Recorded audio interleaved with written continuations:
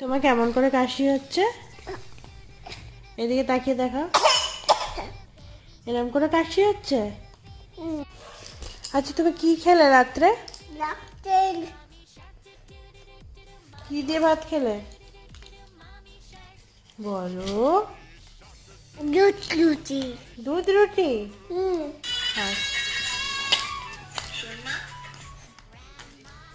নাচ করছো?